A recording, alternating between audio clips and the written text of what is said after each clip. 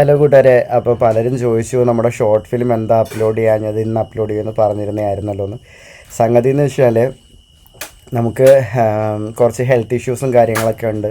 അപ്പോൾ അത് കാരണം കറക്റ്റായിട്ട് എഡിറ്റ് ചെയ്യാൻ ഇതുവരെയും പറ്റിയില്ല. പകുതിക്ക് വെച്ചിട്ട് നിൽക്കുകയാണ്, എനിക്ക് ഒട്ടും വയ്യ.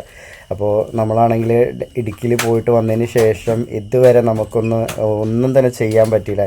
ഇപ്പം നിങ്ങൾക്ക് ഫേസൊക്കെ കണ്ടാൽ തന്നെ അറിയാം. ഇന്നിപ്പോൾ ഞങ്ങൾ ജസ്റ്റ് കരുനാപ്പള്ളിയിലൊന്ന് പോയായിരുന്നു, ഞാൻ ഡോറയും മോനും ഒക്കെ ആയിട്ട്.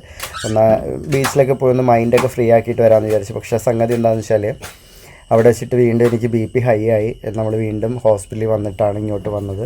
അപ്പം BP അങ്ങോട്ട് കുറയുന്നില്ല. പിന്നെ അതുപോലെ തന്നെ ഉറക്കമില്ലാത്തതിൻ്റെ കുറച്ച് ബുദ്ധിമുട്ടും കാര്യങ്ങളുണ്ട്. പിന്നെ ഞാനൊരു വീഡിയോയിൽ പറഞ്ഞു കുറച്ച് ഡിപ്രഷൻ ഇതിലാണ് ഞാൻ നിൽക്കുന്നതെന്നുള്ളത്. അപ്പോൾ എന്നോട് ചോദിച്ചു ഡിപ്രഷൻ്റെ അർത്ഥം അറിയാമോ, ഡിപ്രഷൻ എന്താണെന്നറിയാമോ എന്നൊക്കെ എന്നോട് ചോദിച്ചു. സംഗതി എന്ന് വെച്ചാൽ നമ്മളിപ്പം നമ്മുടെ മാനസികാവസ്ഥ പല രീതിയിലായിരിക്കും, അത് അനുഭവിക്കുന്നവർക്കറിയാം. എനിക്കെന്ന് വെച്ചാൽ എന്നെക്കുറിച്ചൊരു ബോധം ഉള്ളതുകൊണ്ടാണ് ഞാൻ പറഞ്ഞത് ഞാൻ ഡിപ്രഷനാണെന്ന്.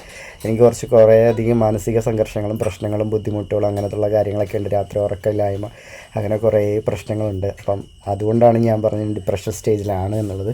നമുക്ക് നമ്മളെക്കുറിച്ചൊരു ബോധമുണ്ടെന്നുണ്ടെങ്കിൽ നമുക്ക് എന്താണ് എന്നുള്ളത് നമുക്ക് മനസ്സിലാക്കാൻ സാധിക്കും. ഞാൻ പൊയ്ക്കൊണ്ടിരിക്കുന്ന